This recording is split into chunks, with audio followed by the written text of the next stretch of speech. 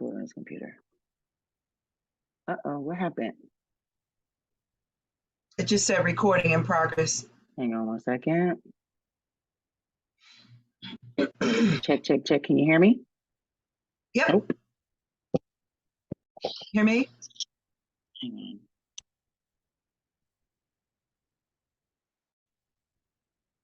Hello? Yeah. Okay.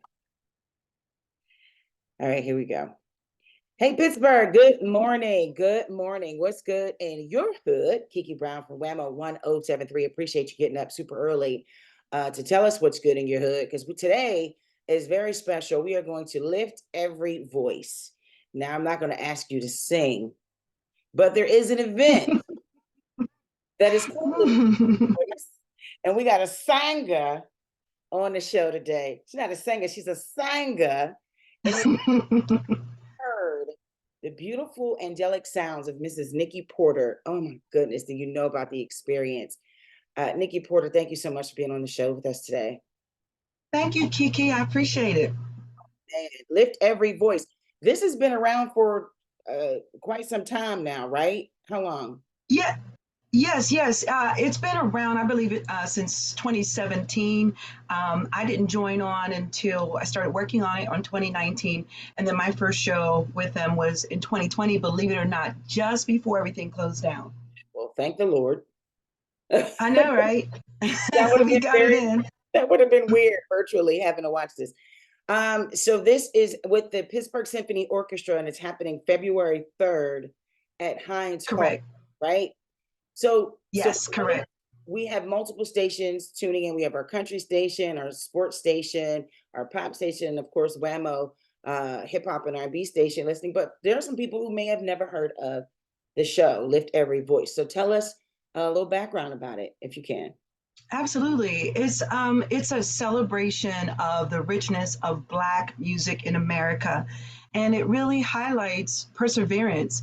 And so, especially last year, we tied in not only the perseverance of African American music, but we tied it into the pandemic as well, because people who survived, we persevered, we came through a thing. And so we continue to soar from that. And it highlights a 30-voice choir. We are actually returning to that. When I began my journey with this event in 2020, we started off with a 30-voice choir, but then due to COVID, we had to postpone and we had to shrink down to just a 9-voice ensemble that really did their good singing last year. But we're excited to return with the 30-voice choir. Headliner Miss Olita Adams, Grammy Award winning, still singing. So we'll be singing our own thing, and then we'll be backing her. There's a guest conductor named Anthony Parthner, and there's a trombonist, Cooper Cromwell Whitley. And just together, we're going to journey and tell the story of African American music. And it is truly a celebration. It really is. And just in time for us to celebrate Black History Month, celebrating Black music, Black culture, all the good things about the African American history and this in celebration of that, especially right now during the times where I don't want to say, but our history is being told that it never happened. Certain things. It's never happened. It doesn't exist. So this is a whitewashed, erased, right. This is a reminder that it did. Whitewash Black music from America, and what do you have? I'm just going to park that there. How could it not exist? Why are we talking about it if it didn't exist? But okay, right. It's not here nor there. Right. All right. So right. the show is how long? Because it starts at 7 o'clock. So I want to get some people. Starts at 7. Okay. Sure. It goes until about 9, and it is in the beautiful, elegant Heinz Hall. It's wonderful to see people from all walks of life, all dressed up, and the choir is going to be sharp. We're going to hit that stage. The symphony is just amazing to sing with. And we start off singing together, lift every voice and sing. And when you hear the power of this song echoing through Heinz Hall, every voice, every walk of life, every background, every people singing lift every voice and sing. I believe it gets to the heart of the song, And that's why I love doing this event. While I have predominantly African Americans in the choir, we do have our vanilla brothers and sisters who are singing right alongside us. We have allies, we have friends, and we continue to tell that story and journey together. And so I'm excited to lift every voice in Heinz Hall, and I really want Pittsburgh to come out and join this celebration with us. Bring the family, bring the kids. You know, Yes, it's family friendly. yeah, it's definitely. Nikki, you have done events like this for as long as I've known you. I mean, do you still get, do you ever have that moment where you gotta be like, all right, I need a minute because this is so overwhelming. I'm getting ready to cry. And even with this, rehearsal, do you still get that? I do. I think it's more for me just a deep appreciative moment. I remember this is going back years ago when I toured with a group called Golden Gospel Singers in Europe, and we're singing gospel music from opera house throughout Germany and Switzerland and Austria and Italy. And I remember I don't even remember, I think it was somewhere in Germany. I just looked up in sound check and this awe came over me. Wow, I'm touring and I'm doing this and I'm singing, so I have that same awe. I just did a show with the Pittsburgh Symphony Orchestra this week called Courage to Stand. We have one more show left, and I felt that same sense of awe. It was my first time singing solo with the Pittsburgh Symphony Orchestra, and I sang more classically that people don't get a chance to hear me sing, and so I had that sense of awe. And then when I stood flat footed and sang Precious Lord with no accompaniment, I had that same sense of awe, like I am in Heinz Hall, flat footed singing gospel, I'm singing church music. And that it just came over me. I was deeply appreciative of the opportunity in the moment.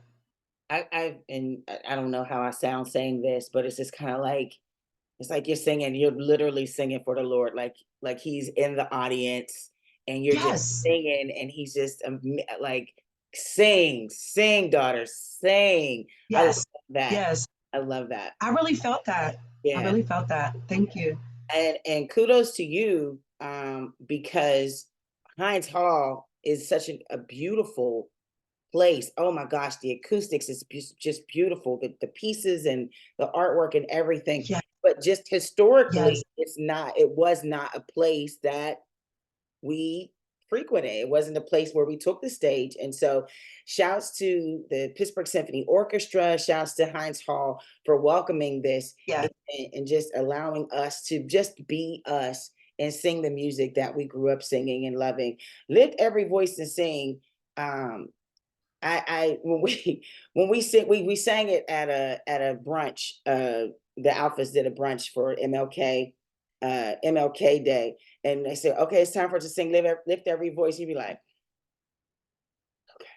"Because that first stanza you got it, but here come that second and third stanza. right. You got to read the words." I know, and it happens. We sing joyfully. And that's why I love doing all the verses, Yeah, because we had the same discussion for another event that was just this past week, Let Freedom Sing.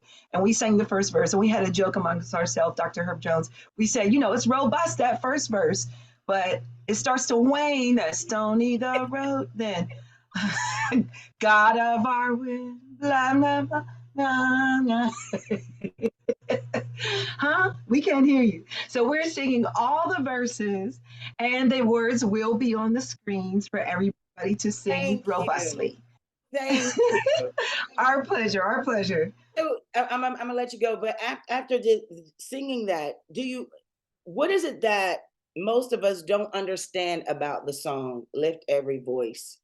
Because when reading the words and reading the lyrics, it's like, wow, someone wrote this and was like, this is a message, to our people to uplift us and inspire us, and also telling the story of our journey.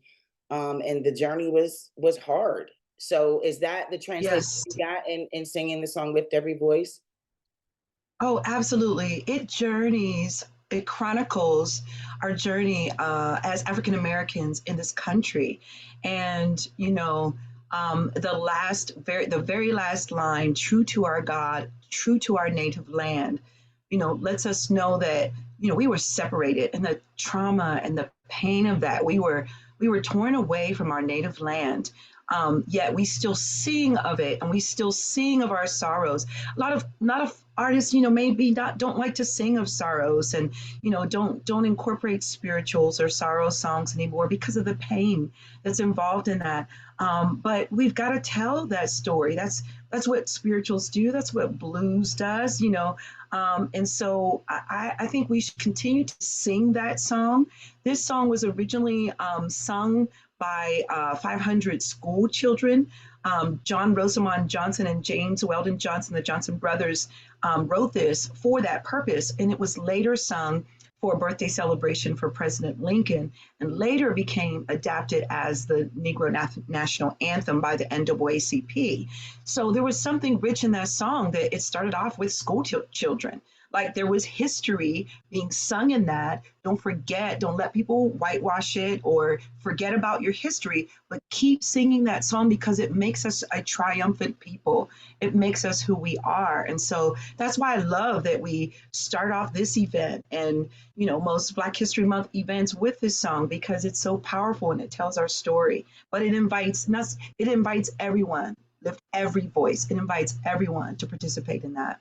I'm excited about it. February 3rd at Heinz Hall.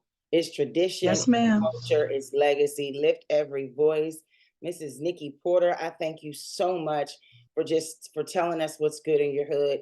We're gonna sing, we're gonna pray for them vocals, and we're gonna sing that Yes. song, and we're gonna sing every stanza with a smile. Every stanza, people. Thank you so much, my sister. It is always a pleasure to talk to you. Oh, all right.